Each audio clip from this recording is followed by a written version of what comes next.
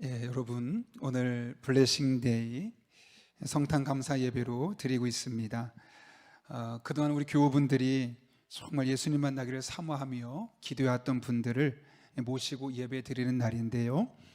이 시간 그 많은 교우분들 중에 몇몇 분들이 먼저 그분들에게 보내는 영상의 환영 메시지를 보고 또 귀의 소식 함께 전하도록 하겠습니다. 잠깐 영상 메시지 보겠습니다.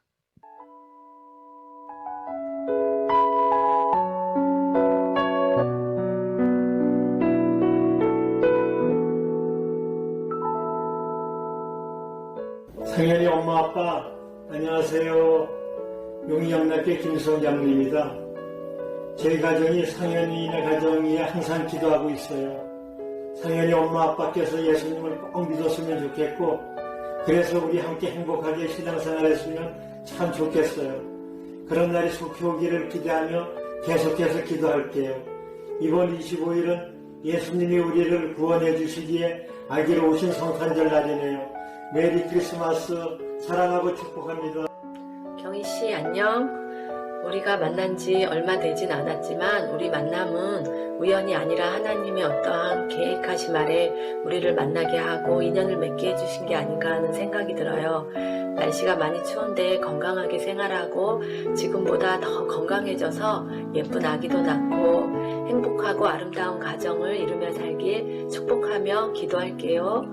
메리 크리스마스. 사랑하는 우리 가족, 살아계신 하나님 함께 믿고 천국 가요. 기도할게요. 나영아, 이번 블레싱데이를 맞이하여 너에게 짧지만 편지로 예수님을 전하고 또 작은 선물을 줄 수 있게 되어서 정말 기뻤어. 그리고 네가 즐겁게 받아줘서 너무 고마워. 나영아, 내가 전도 대상자로 너를 4년째 써내고 있는데 이제 너와 함께 예배 드릴 수 있는 날이 곧 가까이 오고 있다고 나는 믿어. 나영아, 우리 앞으로도 사이좋게 지내고 즐거운 성탄절 보내. 안녕.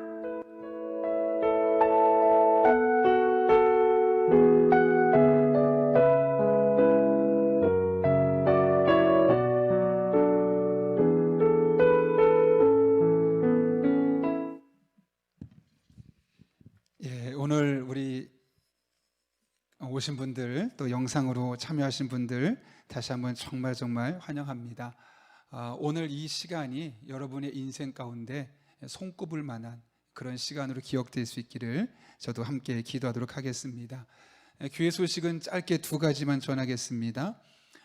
주보를 나머지 내용은 참고해 주시고요. 제가 이번 주 30대 남성분들과 함께 줌으로 미팅한다고 했는데 돌아오는 토요일이죠. 내일 저녁 8시에 잠깐 한번 뵈려고 합니다. 제가 문자 넣어드리면 함께 줌으로 잠깐 대화를 나누고 또 여러분의 의견을 듣고 또 목회 함께 반영을 하려고 합니다. 30대 남성분들의 적극적인 참여 부탁드리고 아울러 다음 주에는 40대 남성분들 제가 또 연락드리도록 하겠습니다. 돌아오는 주일은 2020년 마지막 주일입니다. 마지막 주일이라서 우리가 은퇴 예식도 겸해서 하는데요. 이숙자 협동권사님께서 은퇴하시게 됩니다.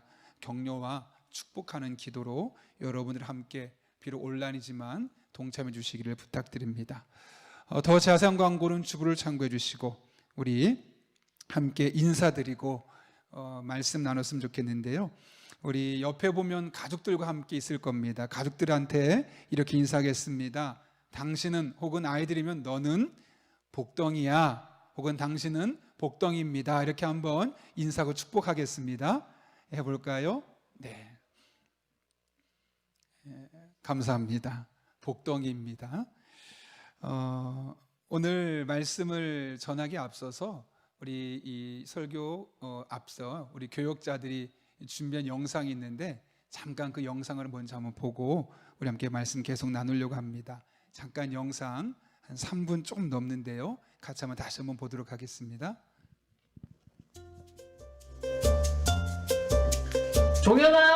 종현아, 나 생일 초대장 받았다? 부럽지? 뭐야? 나만 받은 줄 알았는데? 너도 받았어? 야, 너도 받았는데 나는 안 받았겠냐? 근데 이 초대장은 좀 이상해. 초대한 사람 이름이 없어. 그러게 말이야. 이 초대장 보낸 사람 진짜 답답한 사람이네. 초대장에 자기 이름도 안 쓰고. 그러게. 그런데 이 사람 정말 짜증나겠어. 왜 짜증이 나? 봐봐, 생일이 크리스마스잖아. 어? 정말이네? 그런데 크리스마스가 생일이면 더 좋은 거 아니야? 좋긴 뭐가 좋아. 크리스마스 선물은 크리스 선물 따로 받고 또 생일 선물은 생일 선물 따로 받아야지. 이 바보야. 너 진짜 똑똑하다. 그래도 다른 사람들이 좋아하니까 더 좋은 거 아니야? 야, 그 사람들이 생일이라 좋아하는 거냐? 봐봐, 이렇게 노는 날이라 좋아하는 거라고. 맞아. 근데 너는 크리스마스 때 뭐 할 거야? 나 엄마가 컴퓨터 사준대. 히히, 부럽지? 컴퓨터? 와 진짜 너네 엄마 짱이다. 이제 PC방 안 가도 되고 너무 좋겠다. 근데 너는 크리스마스 때 뭐 할 건데? 우리 집은 집에서 성탄절 파티하기로 했어. 우와, 부럽다. 이번에 TV에서 트로트 가수 왕중왕전 하잖아. 맞아. 우리 부탁이 제발 1등을 해야 될 텐데. 찐이야. 기대돼. 그런데 이 초대장은 어떻게 하지? 야, 누가 보냈는지도 모르는데 신경 쓰지 말고 우리 그냥 신나게 놀자. 그래도 되는 거야? 근데 궁금해. 이 초대장을 보낸 사람 누굴까? 혹시 여러분들도 이 초대장 받으셨나요? 여러분, 이 초대장 누가 보낸지 알고 있다면 저에게 제발 알려주세요. 어이 친구, 너도 초대장을 생일 초대장을 받았구나. 근데 누구세요? 우리는 저 멀리 동방에서 이렇게 별을 연구하는 박사들이지. 사람들은 우리를 박사예요. 우리를 동방박사라고 하지. 그럼 박사님들도 이 초대장 받으셨어요? 저는 이거 누가 보는지 몰라서 너무 궁금해하고 있었거든요. 그래. 사실 이 초대장은 2000년 전에 온 세상에 보내진 것이란다. 오늘도 너처럼 많은 사람들에게 보내지고 있지. 그런데 사람들이 이 초대장을 갖고 있지만 그 의미에 대해서는 잘 모른단다. 그래서 크리스마스가 되면 열심히 맛집 검색을 하고 있지. 맞아. 받고 싶은 선물 고르느라고 정신이 없다니까. 너는 어떠니? 우리들도 지금 생일 파티 가고 있는데 너도 함께 갈래? 정말요? 저도 같이 가도 돼요? 근데 저는 박사님들처럼 멋진 선물도 준비하지 못했는걸요. 그거는 걱정하지 마. 그분은 네가 오는 것만으로도 기뻐하신단다. 아무것도 염려할 필요가 없어. 정말요? 좋아요. 그러면 빨리 가요. 빨리 가요. 예, 재밌게 보셨습니까? 오늘은 우리 아이들도 또 어른들도 또 교회에 처음 발을 들이는 분들도 함께 예배드린 날이라서 우리 교역자들이 정말 열심히 준비해 주셨습니다. 오늘 예배를 위해 수고해 주신 교역자 한 분 한 분 정말 진심으로 감사를 드립니다. 여러분, 오늘은 성탄절입니다. 대부분의 사람들은 성탄절을 크리스마스라고 부르죠. 근데 여러분, 이 크리스마스라는 단어가 갖고 있는 의미를 혹시 알고 계십니까? 며칠 전에 저희 아이들이 물어보더라고요. 그래서 제가 여러분한테 짧게 한번 소개하려고 하는데, 원래 크리스마스는 크라이스트, 예수 그리스도 더하기 메스, 미사라고도 하죠. 또 그런데 우리는 그거를 예배라고도 합니다. 그래서 원래 크리스마스라는 말 자체는 예수님을 예배한다라는 의미가 그 안에 담겨 있는 것이죠. 그런데 여러분, 혹시 크리스마스를 표현할 때 엑스마스라고 쓰는 거 보셨죠? 엑스마스. 여기 X가 영어로 생각하시면은 이게 도대체 무슨 뜻인가 헷갈릴 수 있는데, 이게 원래 X는 영어가 아니라 그리스도, 또 헬라어라고 말하는데 이 크리스토스의 맨 첫 자를 따서 말한 겁니다. 이게 크리스마스에 대한 짧은 상식인데, 여러분, 크리스마스 하는데 이 크리스마스가 어떤 의미를 갖고 있는지, 그리고 우리가 엑스마스라고 하는 것은 원래 엑스마스라고 읽으면 안 되고 그것 또한 크리스마스를 읽어야 된다는 거, 이런 또 짧은 상식 여러분에게 먼저 전달합니다. 우리가 보통 크리스마스에는 인사를 나눕니다. 어떻게 인사 나누죠? 메리 크리스마스. 메리 크리스마스, 번역하면 기쁜 크리스마스 혹은 즐거운 크리스마스입니다. 이 시간 한번 가족들하고 한번 인사하면 좋겠는데요. 옆에 있는 분에게 한번 인사하겠습니다. 메리 크리스마스 한번 인사하겠습니다. 예. 여러분, 우리 크리스마스 시즌이 되면 꼭 오늘이 아니더라도 메리 크리스마스 인사를 합니다. 말 그대로 기쁜 성탄, 기쁜 크리스마스가 되라는 것이죠. 그런데 현실이 어떻습니까? 우리가 크리스마스 때마다 기뻐할 수 있던가요?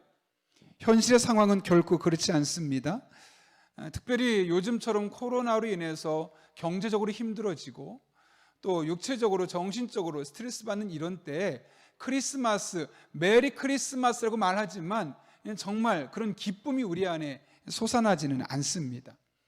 어쩌면 이 메리 크리스마스는 남들의 인사말처럼 들리기까지도 하죠. 그런데도 불구하고 우리는 메리 크리스마스하고 정말 그날 기뻐할 이유가 있을까요? 있습니다. 크리스마스는 환경과는 상관없이 기뻐할 수 있는 그런 영적인 즐거움을 우리에게 주는 날이기 때문에 그렇습니다. 그렇다면 그것이 무엇일까요? 오늘 우리가 읽은 성경은 약 2020년 전 겨울에 있었던 이야기를 우리에게 소개하고 있습니다. 어느 날 밤 유대 땅 베들레헴에 목자들이 있었습니다. 그들이 자신의 양떼를 지키고 있는데 갑자기 깜깜한 밤, 그날 밤에 밝은 빛과 함께 천사가 나타납니다. 이 천사를 보았을 때 이 목자들의 반응이 어땠을까요? 오늘 본문에 보면 두려워했다라고 말합니다. 왜 두려워했을까요? 이 천사가 와서 어떤 메시지를 전해줄지, 좋은 메시지를 줄지 혹은 부정적인 메시지를 줄지 알 수 없기 때문에 그들은 불안할 수밖에 없었던 겁니다. 당연히 목자에게도 그럴 수밖에 없었던 것이죠. 그런데 그 천사가 나타나서 그들에게 뭐라고 말합니까? 두려워하지 말아라. 그러면서 나는 좋은 소식, 기쁜 소식을 너에게 가져왔다라고 말합니다. 그것을 오늘 본문 10절은 이렇게 말하는데요. 제가 한번 읽어보겠습니다. 천사는 두려워하지 마라. 나는 너에게 기쁜 소식을 전하러 왔다. 모든 백성에게 큰 기쁨의 소식이 될 것이다 라고 말했습니다. 여러분, 천사가 기쁜 소식을 전하기에 찾아왔습니다. 그냥 기쁜 소식도 아니고 큰 기쁜 소식이라고 말합니다. 좀 다른 말로 표현하면 뭘까요? 그동안 경험했던 것과는 비교할 수 없을 만큼 놀라운 특별한 그런 기쁜 소식이라는 것이죠. 여러분은 어떤 소식을 들으면 가장 기쁩니까? 어떤 분들은 연말이 되니까 이번에 승진했대, 내년에 연봉이 올라간대, 그런 소리 들으면 기뻐하는 분이 있다고 합니다. 어떤 분은 어렵게 투자한 주식이 올라가면 그게 그렇게 기쁘다고 합니다. 또 어떤 분은 칭찬을 듣거나 누구한테 선물을 받으면 그렇게 좋다고 하네요. 또 어떤 분은 말하기를 다 필요 없습니다. 그냥 우리 자녀들 무탈하게 잘 자라기만 하면 그게 제일 기쁩니다 라고 말씀하는 분도 있습니다. 사실 이렇게 우리는 다양한 것들로 기뻐하지요. 그런데 오늘 천사는 말합니다. 그런 기쁨, 그래 그것도 기쁜데 그런 기쁨과 비교할 수 없는 큰 기쁨을, 그 큰 기쁜 소식을 내가 너에게 전해주겠다라고 말하고 있는 것이죠. 여러분, 도대체 어떤 기쁜 소식이기에 이런 모든 것과 비교할 수 없는 큰 기쁨, 특별한 기쁨, 이렇게까지 표현하는 것일까요? 오늘 본문 11절에 보면 그 기쁨에 대해서 이렇게 소개하고 있습니다. 오늘 밤 너희의 구세주께서 다윗의 고을에 나셨다. 그분은 바로 주님이신 그리스도이시다. 뭐라고요? 한마디로 말하면 예수님께서 이 땅에 태어나신 것이 기쁜 소식이다. 왜냐하면 여기는 그리스도는 곧 예수님을 말씀하기 때문에 그런 것이죠. 여러분, 그렇다면 예수님이 태어난 것이 왜 우리에게 큰 기쁨의 소식일까요? 오늘 우리가 읽은 성경에 의하면 그분은 이 땅에 구세주로 오셨습니다. 구세주가 도대체 무슨 뜻인가 사전을 찾아봤더니 어려움이나 고통에서 구해주는 사람이라고 되어 있습니다. 다시 말하면 예수님께서 우리를 어려움에서 고통에서 건져주기 위해서 이 땅에 오셨고, 그래서 그분이 오신 것이 이 세상에서 우리가 누릴 수 있는 기쁨보다 훨씬 큰 기쁨이다 라고 말하고 있는 것이죠. 특별히 예수님은 우리를 우리의 죄에서 구원하기 위해 오셨다고 말씀합니다. 마태복음 1장 21절에서 마태는 이렇게 말하는데요. 마리아가 아들을 낳을 것이니 너는 그 이름을 예수라고 하여라. 그가 자기 백성을 그들의 죄에서 구원하실 것이다. 여러분, 죄에서 구원받는 것이 뭐가 그렇게 큰 기쁨일까요? 여러분, 사람은 어려운 일을 당하면 누구든 그 어려운 일을 해결할 수 있는 최소한의 능력을 갖고 있습니다. 그래서 자기 힘으로 자기의 어려움을 극복하거나 혹은 자기의 능력이 안 되는 경우는 정말 능력 있는 사람, 유능한 사람에게 부탁해서 그 어려운 문제를 해결할 수 있습니다. 그렇게 우리에게 주어진 크고 작은 일들을 다 해결할 수 있죠. 근데 문제는 죄의 문제만큼은 어느 누구도 해결할 수 없다는 것이죠. 왜냐하면 죄의 문제는 죄가 없는 사람만 해결할 수 있기 때문에 인간은 아무도 자신의 죄나 다른 사람의 죄를 해결해 줄 수 없는 겁니다. 오직 죄가 없으신 예수님만이 우리의 죄를 온전히 해결해 줄 수 있는 것이죠. 그래서 많은 사람들이 자신에게 경제적인 어려움이 있으면 다른 사람에게 손을 벌려서 그 문제 해결하고, 마음이 외로우면 상담을 받아서 그 문제 해결하고, 이렇게 자신에게 주어진 일들을 하나씩 하나씩 다 해결했지만 결코 죄의 문제만큼은 해결할 수 없었는데, 예수님이 이 땅에 오셔서 그 문제, 그렇게 학수고대하고 노력해도 해결할 수 없던 그 문제를 해결해 주시겠다고 하니 얼마나 기쁘겠습니까? 그야말로 큰 기쁨의 소식일 수밖에 없는 것이죠. 평생 갚지 못했던 빚을 누군가 대신 갚아줄 수 있다면, 그 이야기를 들었다면 그게 얼마나 큰 기쁨이겠습니까? 그렇게 우리가 우리의 죄의 문제를 해결할 수 없었는데 예수님께서 이 땅에 오셔서 그렇게 누구도 해결할 수 없었던 그 죄의 문제를 해결해 주시겠다고 말씀하시니까 그게 우리에게 얼마나 큰 기쁨입니까? 그것은 승진하는 것보다, 선물 받는 것보다, 주식이 잘 되고 집값이 올라가고 자녀가 평안하게 사는 것보다 훨씬 큰 기쁨, 그 모든 것과 비교할 수 없는 큰 기쁨이라는 것을 우리가 능히 깨닫게 되는 것이죠.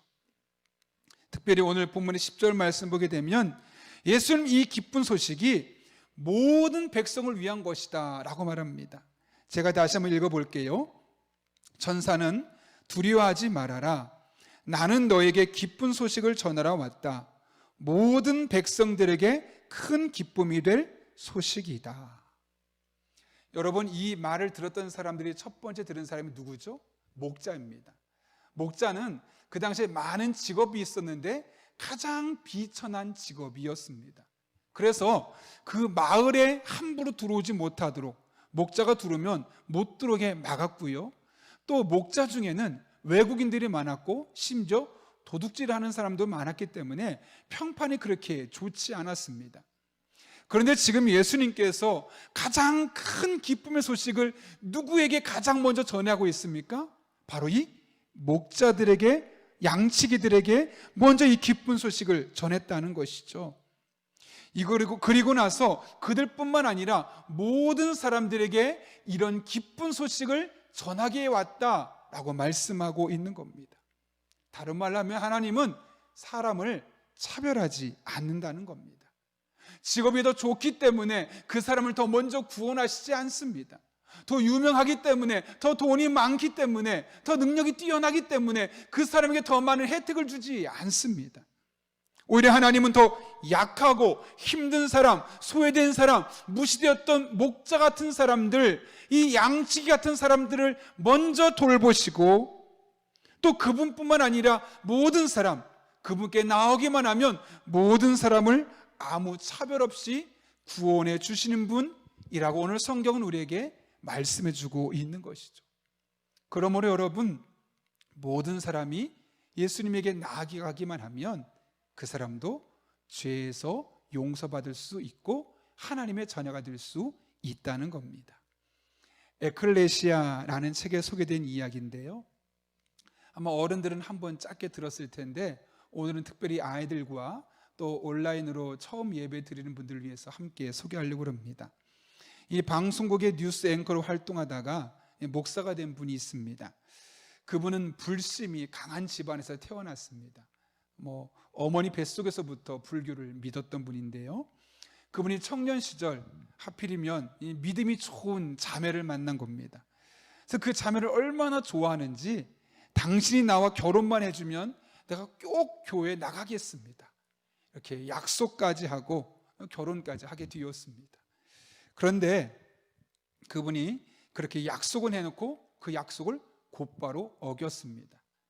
자신이 교회에 나가지 않을 뿐만 아니라 그렇게 청년 시절에 결혼 전에 열심히 교회 다녔던 자신의 아내도 더 이상 교회 가지 말라고 그 길을 막아버린 겁니다. 그러다가 이 남자분이 미국에 이제 아내와 함께 아이가 나서 이 특파원으로 가게 되었는데, 여러분 미국은 골프의 나라 아니겠습니까? 가격이 그렇게 싸다고 합니다. 그러니까 골프에 빠져서 매주 주말만 되면 골프 치러 가는 겁니다. 근데 아내도 골프를 못 치고 아이가 어리다 보니까 아내와 아이는 집에 놔두고 혼자 골프 치는 것이 시간이 지날수록 마음이 불편할 수밖에 없는 거죠. 어떡하지 고민하다가 어쩔 수 없이 아내에게 말합니다. 여보, 집에만 있을 수 없으니까 내가 골프 치러 갈 때 당신은 아이와 함께 교회라도 가요. 그렇게 해서 아내는 몇 년 만에 처음으로 교회를 나가게 되었습니다. 그런데 그것이 그분에게는 좋은 화근이 되었습니다. 이제 미국 생활을 끝내고 한국으로 돌아왔지요. 근데 이제 한국에서는 바쁘기도 하고 또 여러 가지 일들이 있다 보니까 또 주말에 골프를 칠 수가 없는 겁니다. 그런데 자기가 주말에 골프를 안 치면 자신의 아내도 이제 교회를 안 다닐 거라고 생각했는데 아내가 교회를 계속 다니는 겁니다. 근데 그걸 또 막기가 쉽지 않은 겁니다. 그래서 어쩔 수 없이 그냥 다니도록 했죠. 근데 이 아내가 원래 이 저혈압이라서 새벽에 잘 못 일어나는 사람인데 어느 날부터는 갑자기 주일뿐만 아니라 새벽 기도까지 가겠다는 겁니다. 이 남편이 보기에는 아니 평상시에 저혈압이라서 새벽에도 못 일어나는 사람이 아침에 늦게 일어나는 사람이 새벽 기도까지 가겠다고 하니까 도대체 이게 무슨 소리냐, 무슨 꿍꿍이 있는 거 아니야? 라는 마음이 들어서 아내 몰래 아내 뒤를 따라서 새벽 기도를 참석한 겁니다. 저 2층 구석에 앉아 있는데 그 모습이 이제 예배가 끝나고 기도하는데 그 모습이 가관입니다. 새벽에 불을 다 끄고 기도하는데 그분이 보기에는 이 사람들의 제정신이 아닌 것처럼 보입니다. 교회를 처음 나온 사람, 특별히 교회에서 막 열심히 부르짖으며 기도하는 모습을 본 사람이 보기에는 당연한 거죠. 근데 이분에게는 이것이 너무나 생소하고 심지어 두렵기까지 했다는 겁니다. 자기 아내가 이런 곳에 다닌다는 사실에 충격을 받았던 거죠. 온누리교회인데요. 당시에 그 남자분은 MBC에서 뉴스 앵커로 활동하고 있었습니다. 그래서 요거를 취재해서 뉴스에 내보내면 고발하면 좋겠다라는 생각이 들었던 겁니다. 그래서 예배 은혜 받으러 간 것이 아니라 흠을 잡아서 이제 취재거리를 만들려고 새벽 기도를 아내를 따라 나서기 시작한 겁니다. 그러기를 무려 4일째 되던 날 희한한 일이 벌어졌습니다. 그날 많은 사람들이 모여서 노래를 부르는데 갑자기 이분의 눈에서 눈물이 뚝뚝 흘러내리는 겁니다. 울려고 했던 것도 아니고 그냥 그 음악 소리와 함께 사람들이 노래를 부르는 그 노랫말 한마디 한마디가 왠지 자신에게 눈물이 나게 했다는 것이죠. 그때 불렀던 노래가 찬송가 539장인데요. 이런 가사입니다. 너 예수께 조용히 나가 내 모든 짐 내려놓고 주 십자가 사랑을 믿어 죄 사함을 너 받으라. 주 예수께 조용히 나가 내 마음을 쏟아놓으라. 늘 은밀히 보시는 주님 큰 은혜를 베푸시리. 여러분 교회에 처음 나온 사람이 뭐 이 가사가 다 은혜가 되겠습니까? 이 하나하나가 다 단어가 이해가 되겠습니까? 더군다나 내가 은혜 받을 거야, 뭔가 감동받을 거야 라고 그 자리에 나온 사람도 아닙니다. 기자의 직함을 가지고 어떻게 하면 이 사람들을 고소 고발할까 뉴스거리 찾으려고 비판하려고 온 사람입니다. 그런데 자신의 의지와 상관없이 이 가사 하나하나가 마치 자신에게 하는 것처럼 들려져서 자신도 모르게 눈물이 주르륵 주르륵 흘러내렸다는 것이죠. 이러한 신비한 경험을 했던 그는 도대체 예수가 누구길래, 내가 한 번도 경험해보지 못했던 도대체 어떤 분에게 내가 노래만 불러도 이렇게 눈물이 나게 하는가, 좀 제대로 알아보고 싶다라는 마음이 들어서 그때부터 무려 성경을 5번이나 읽었다고 합니다. 그리고 그렇게 성경을 꾸준히 읽어가고 아내를 따라서 교회를 나가면서 자신도 모르게 예수님이라는 분을 나를 구원하신 분으로 오늘 성경 말씀에 의하면 나의 구세주로 고백하게 되었다는 것이죠. 예수님이 성경에만 존재하는 가짜 인물이 아니라 정말로 내 죄로부터 나를 구원해 주셔서 나를 하나님의 자녀로 삼아주신 분, 그 사실이 있는 그대로 믿어지게 되었다는 겁니다. 그분이 그의 책에서 이런 말을 썼습니다. 기독교가 종교였다면 나는 불교를 떠나지 않았을 것이다. 기독교는 이슬람교, 불교, 라마교, 힌두교 이런 다양한 종교 수준이 아니라는 것이죠. 예수님은 종교 이상의 분, 그냥 내 머리로만, 가슴으로만 깨달음을 주는 분 정도가 아니라 내 인격을 변화시키고 나의 삶을 송두리째 바꿀 수 있는 분, 나를 하나님의 자녀로 삼아줄 수 있는 분, 이런 사실을 그가 몸소 경험하게 되었다는 겁니다. 실제로 이분은 나중에 목사까지 되었습니다. 또 다른 하나의 이야기가 있습니다. 한 교회 한 여자 집사님인데요, 친구의 구원을 위해서 1년 동안 기도하고 있었다고 합니다. 기도만 한 것이 아니라 그 교회를 다니지 않았던 친구가 어떻게 하면 교회를 다닐 수 있을까 고민하다가 그 교회는 설교 테이프가 있었는데 그 설교 테이프를 매주 1년 동안 친구에게 보내준 겁니다. 우리로 따진다면 유튜브 설교 영상을 링크를 매주 친구에게, 예수 믿지 않는 친구에게 한번 들어보라고 그렇게 보내줬다는 것이죠. 그런데 놀라운 일이 일어난 겁니다. 1년 동안 그렇게 설교 테이프를 매주 들었던 그 친구가 어느 날 갑자기 나 거기에 한번 가보겠노라고. 그런데 더 놀라운 것은 그 친구뿐만 아니라 그 친구의 남편까지 나도 한번 가보겠다고 해서 친구와 남편이 함께 교회에 나오게 되었고, 그렇게 두 분이 교회를 다니기 시작하면서 예배 가운데 그 예수님이 그냥 들었던 어떤 역사적인 인물이 아니라 성경 속에 있는 허구적인 사건에 있는 사람이 아니라 진짜 존재하는 분이고 내 삶을 변화시킬 수 있는 나의 구원자가 된다는 사실을 친히 경험하게 되었던 겁니다. 더 놀라운 것은 그 다음부터입니다. 그렇게 예수님을 인격적으로 그 두 부부가 만나고 난 이후에 가정이 달라집니다. 직장 생활하는 남편들이 다 그렇듯이 친구 남편도 매일 늦게 귀가했고 늦게 돌아오면 너무 피곤하니까 그냥 잠자는 게 거의 대부분의 일상이었습니다. 그런데 예수님을 영접하고 나서부터는 가급적이면 일찍 귀가하고 또 돌아오면 많이 피곤하기도 하지만 딸아이와 놀아주기도 하고 또 주일 같은 날을 함께 예배를 드리러 가는 겁니다. 그리고 심지어 집은 분당 쪽인데 서울까지 출퇴근하면서 매주 들었던 말씀을 한 번 또 듣고 반복해서 그 말씀을 계속 듣는 겁니다. 그러면서 그 남편이 자신도 모르게 말씀을 계속 반복해 듣는 중에 마음에 주는 감동이 있어서 눈물까지 흘리며 신앙생활을 하게 되었다는 거죠. 그 친구분의 말에 의하면 남편이 이렇게까지 변할 줄은 미처 생각도 해본 적이 없었다라는 겁니다. 여러분, 어떻게 이렇게 한 사람의 사고방식과 이 삶의 양식이 송두리째 바뀔 수 있을까요? 어떻게 이렇게 한 사람의 인생의 근본적인 변화가 일어날 수 있겠습니까? 예수 그리스도, 그분을 나의 구원자로, 나의 구세주로 받아들이고 그분과 함께하는 삶을 살기로 결단했기 때문에 나타냈던 일입니다. 이 외에도 예수님을 만나고 변화된 사람의 이야기는 너무나 많습니다.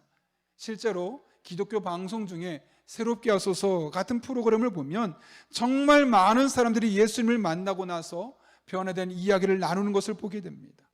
그 중에는 연예인도 적지 않습니다. 여러분이 잘 아시는 탤런트 중에 혹시 이유리 씨라고 아시나요? 이유리 씨는 예수님을 만나는 것을 넘어서서 목사님과 결혼했습니다. 그리고 그 옆에 있는 그 사진 2개로 나오는 김정화 씨, 그분도 탤런트죠. 예수님을 믿을 뿐만 아니라 유명한 찬양 사역자와 결혼했을 뿐만 아니라 저 옆에 있는 마치 학사모증을 쓴 것처럼 보이는 그 뒤에 있는 사람은 최수종 씨와 하이라 씨입니다. 제가 듣기로 최근에 올해인지 작년인지 정확하게는 모르겠지만 최수종 씨가 장로로 임직을 받았고 아내 하이라 씨는 권사가 되었다는 이야기를 들었습니다. 이 외에도 정말 많은 분들이, 다양한 직업에 있는 분들이 예수님을 자신의 구세주로 만났고 그분을 만나고 나서 그분들의 삶의 방식과 가치관과 양식이 달라지는 것을 경험하게 되었습니다. 물론 우리가 그분들이 경험한 것과 똑같은 모습으로 하나님과 예수님을 만나지 못할 수도 있습니다. 여러분, 그렇다고 예수님이 존재하지 않는 것이 아닙니다. 오히려 이렇게 많은 사람이 예수님을 만나고 그분을 만나고 나서 삶의 양식이 변화되었다면 분명히 예수님이 계시다는 것이고, 나도 그분을 나의 구원자로 받아들이고 그분을 믿고자 결단하면 내 삶이 변화될 수 있다는 것을 의미하는 것이 아니겠습니까? 오늘 우리 교우들에게 초청받아서 영상 예배를 함께 드리고 계신 분들이 있는 것으로 알고 있습니다. 저는 여러분이 오늘 말씀을 들으며 이런 생각을 한번 해봤으면 좋겠습니다. 그리고 오늘 부모님과 함께 예배드리고 있는 우리 아이들도 한번 이 생각을 해봤으면 좋겠습니다. 나를 초청한 사람은 도대체 왜 교회를 다니고 있을까? 적어도 그 사람이 나를 이용하려고 하는 것은 아닐 텐데, 나를 이용해 먹으려고 교회 가자는 것은 아닐 텐데, 이렇게까지 하면서 예수님에 대해서 이야기하고 교회를 다니자고 하는 이유는 무엇 때문일까? 혹시 여러분은 경험하지 못했지만 그분만이 경험한 무언가가 예수님에게 교회 안에 있기 때문 아닐까요? 우리 자녀들에게도 마찬가지입니다. 여러분이 이해가 되지 않지만 왜 그렇게 부모님들이 자꾸 교회 가라고 하는지, 신앙생활 잘하는 게 내 가장 큰 소원이라고 말하는지 여러분 당장 이해가 되지는 않을 겁니다. 그런데 왜 부모님이 그렇게까지 말할까요? 여러분이 교회를 잘 다니는 것을 그렇게 기뻐하고 왜 매일 주일마다 깨워서 교회 가라고 하고 손에 헌금 쥐어주고 헌금하라고 부모님들이 그렇게 여러분에게 말하는 것일까요? 비록 나이가 어려서 인생의 연수가 짧아서 여러분은 경험하지 못했지만 여러분의 부모님은 경험한 그 하나님의 그 어떤 무엇인가가 있기 때문 아닐까요? 이 짧은 시간 안에 모든 것을 다 말씀드리지 못하는 것이 안타깝습니다. 그러나 예수님은 반드시 계십니다. 그리고 그분을 믿겠노라고 결단한 분, 모든 분은 그분이 어떤 위치에 있든 어떤 일을 하든 주님은 그 모든 사람을 구원해 주시겠다고 말씀하셨습니다. 바라긴 오늘 성탄절 예배에 온라인으로 참석한 모든 성도님들, 우리 자녀들, 특별히 오늘 우리 교회 성도님들을 통해 온라인으로 참석하고 계신 모든 분들, 전 여러분들이 이 예수님을 꼭 만났으면 좋겠습니다. 큰 기쁨의 소식을 가져오신 그 예수님을 여러분 한 분 한 분이 만났으면 좋겠습니다. 그래서 여러분의 삶 가운데 예수님을 만났기 때문에만 누릴 수 있는 큰 기쁨, 인생은 어렵고 삶은 나를 고단하게 만들지라도 그 예수님 때문에 누릴 수 있는 큰 기쁨, 다른 어떤 것으로 채울 수 없는 그 진정한 기쁨이 날마다 여러분 한 분 한 분에게 경험될 수 있기를 예수님의 이름으로 축복합니다. 제가 한번 기도하겠습니다. 거룩하신 아버지 하나님, 오늘 블레싱 성탄 감사 예배를 드리고 있습니다. 특별히 오늘은 예수님께서 인류 중에 아무도 해결할 수 없었던 죄의 문제를 해결하시기 위해서 그분의 예수님께서 이 땅에 오신 날인데, 그날을 기억하며 우리 한 사람 한 사람이 성탄 감사 예배를 드리고 있습니다. 특별히 우리가 메리 크리스마스 말은 하지만 진정한 기쁨을 누리지 못하는 이들에게 진정한 기쁨이 되신 예수님을 소개하기 위하여 교회를 다니지 못했던 분들, 다양한 이유로 인해서 예수님을 떠났던 분들을 온라인으로 초청하고 함께 예배를 드리고 있습니다. 오늘 예배 가운데 함께하는 모든 한 분 한 분의 마음을 어루만져 주시고 그분들의 마음을 감동시켜 주시고 예수님이 나의 죄를 위해 이 땅에 오셨음이 깨달아지게 하시고 믿어지게 하시고, 그렇게 예수님을 영접할 때 하나님의 자녀로 거듭나는 놀라운 은혜가 있게 하여 주옵소서. 그렇게 우리가 예수 그리스도 안에서 날마다 순간마다 인생은 나를 힘들게 하고 지치게 만들고 벅차게 만들지만, 그럼에도 불구하고 예수님으로 말미암은 참 기쁨을 고백하며 살아갈 수 있는 주의 종들 되게 하여 주옵소서. 함께 하실 줄로 믿사옵고 예수님의 이름으로 기도하옵나이다. 아멘.